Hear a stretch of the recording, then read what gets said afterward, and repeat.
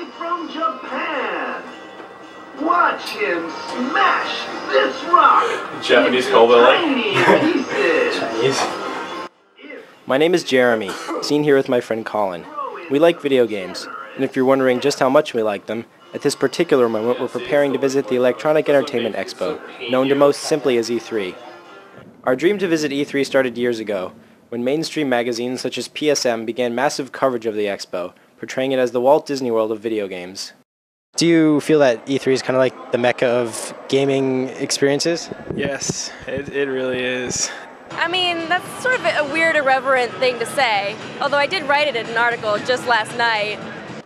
We went to E3 with the mindset that we would be among like-minded individuals merely interested in playing the hottest upcoming games before anyone else.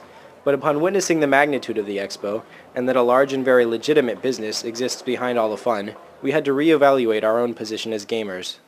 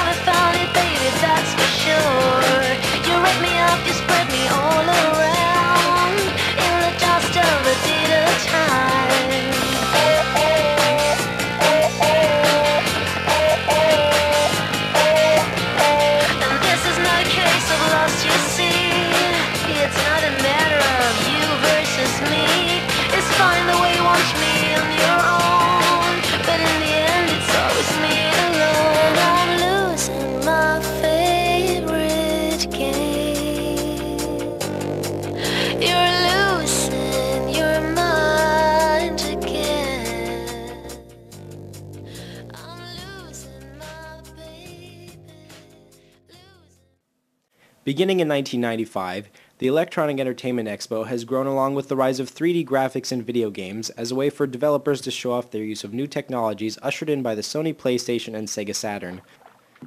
The growing popularity and commercialization of gaming made it essential to separate video game hardware and software from other technologies being shown at the Consumer Electronics Show held annually in Las Vegas, Nevada.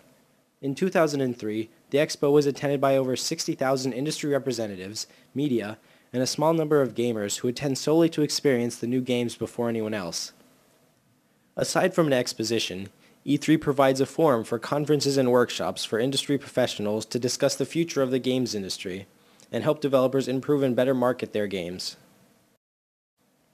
During Nintendo's domination of the video game industry, which began in 1985, games were marketed primarily to young people, and although games have diversified since then, we feel that there is still a stigma in America associated with playing games which lack adult themes. I think there will always be some people that always associate games with children, just like there's some people that always associate comic books with children. There's still a lot of stereotypes out there, so there's still a lot of people who kind of perceive gamers to be either little kids or 25-year-old guys living in the basement of their parents' house, rubbing zit cream all over their face. I think it's probably still considered a younger person's pastime. I think it's getting better. I think it still somewhat seems childish. Similar to the movies rated as being acceptable to general audiences, games which are rated as E for everyone are often labeled as kids' games, although they can be equally enjoyable to adults. Because of this, we're left with the sense that in certain circumstances, society has deemed us too old for our favorite hobby. Personally, we enjoy games which step away from standard themes of combat and competition. In terms of them having an adult perspective, well, I mean, you only have to look at how many guys walking around with guns and stuff. I mean, adult content's defined by violence in video games, unfortunately. And that seems to be the overriding trend. But that's just the opinion of 2 gamers out of millions. We wondered what the people behind the games felt about America's perception of the gaming demographic. Do you think that gaming is seen by the mainstream as an acceptable adult pastime? I think it's getting there, with a console like the Xbox being geared more specifically towards adults as opposed to the kiddie industry. We're going to see more adult titles coming out. I think it's getting to be seen as that because our industry finally shows that we can make money. Games like Tomb Raider have kind of brought people in because people have an emotive connection to characters, and character-driven games obviously bring in the mainstream in a big way. I think so. I do have a kind of skewed view, I think, because all my friends play games. So I think at the moment it's acceptable if you're like under 25 or under 30 or something. Because, you know, people that are starting to play on Nintendo, Super Nintendo, are still continuing to play. And now they are 25, 30 years old, and they're still playing. So I think we will still have game for children, but you will get more and more mature game for adults. I think there's still a preconception that only, 10-year-olds play video games, but it really is becoming this huge mainstream thing now. I work in a video store, believe it or not, right now, and it's mostly adults coming in right now. You see more 40-year-old men than you do 8-year-old kids these days. Absolutely. I mean, when I was growing up, we play Monopoly, we play Scrabble, we play Stratego. I mean, at my house, we got 3 Xboxes. So we hook them up and we play Halo and we play, different games, things like that. As an acceptable adult pastime, yes. Absolutely. While some games will always be marketed to children, E3 showed us that games are constantly reinventing themselves. Now they have the ability to invoke strong emotional responses in their players, and that alone brings them out of the realm of the childish pastime.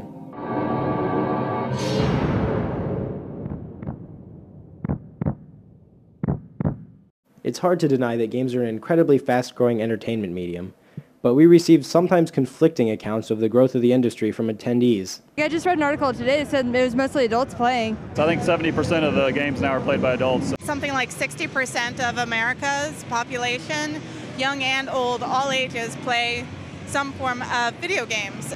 According to the Entertainment Software Association's website, 50% of Americans over the age of 6 play video games, with the average age of players being 29 years old. In fact, 66% of computer gamers and 62% of console gamers are over 18. Of all software purchases, 92% are made by adults. Last year, I think the game industry revenue was equal or over the Hollywood revenue. And I mean, the industry is $10 billion. It's a $10 billion a year industry, which has now surpassed motion pictures. They're bigger than movies, yo. In 2002, the sale of video game software reached $6.9 billion. Adding the sale of home console systems such as the PlayStation 2, GameCube, and Xbox, and portable systems such as the Game Boy Advance, that number rises to $10.3 billion. Hollywood revenue for the same year reached $9.5 billion. Statistics show that the game industry is growing at a steady rate, fueled by those who have played games from early ages. So how long have you been playing games? Probably since I was about 8 or 9. It's coming with a new generation. It's not folks my age, unfortunately.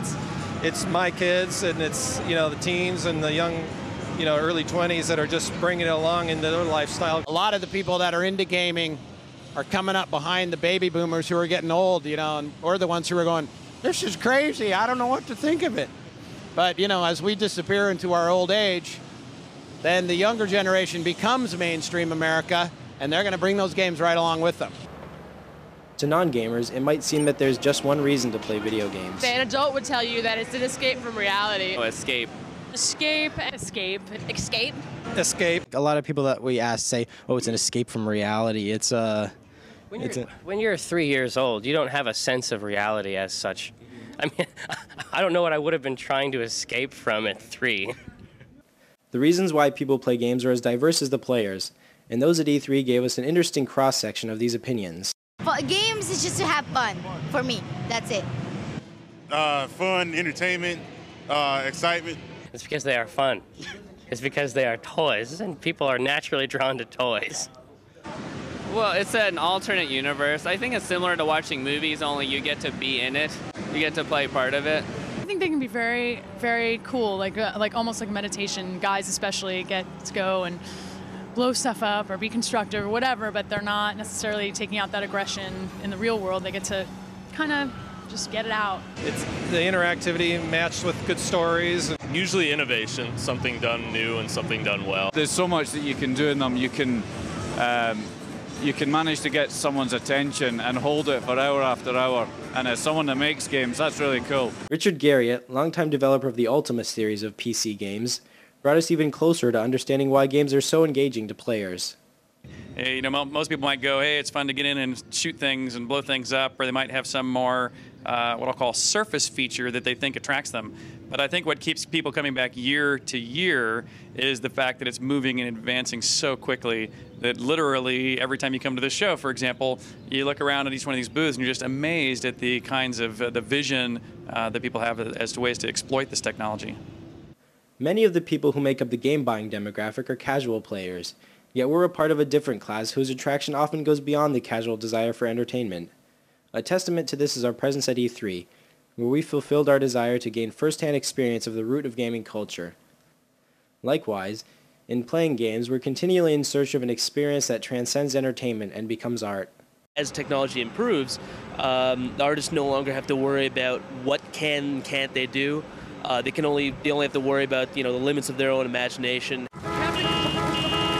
Ironically, games provide an escape from reality, but at the same time parallel those harsh realities of life we might want to escape.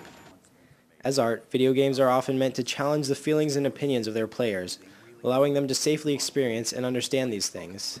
The terrorists are threatening the White House. They say if they don't accede to their demands, they'll launch a nuclear weapon.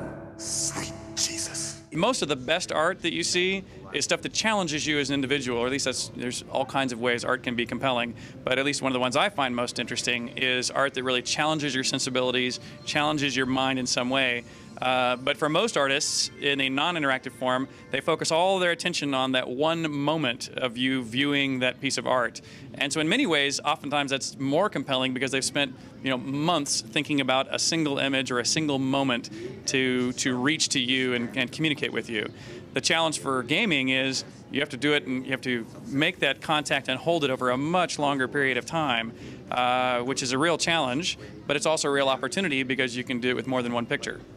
The truly amazing thing about games is the way they are quickly adapted to ever-evolving technology, which creates a seemingly limitless increase in freedom.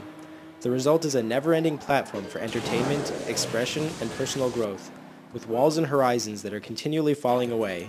And as gamers, we will always be left chasing the edge.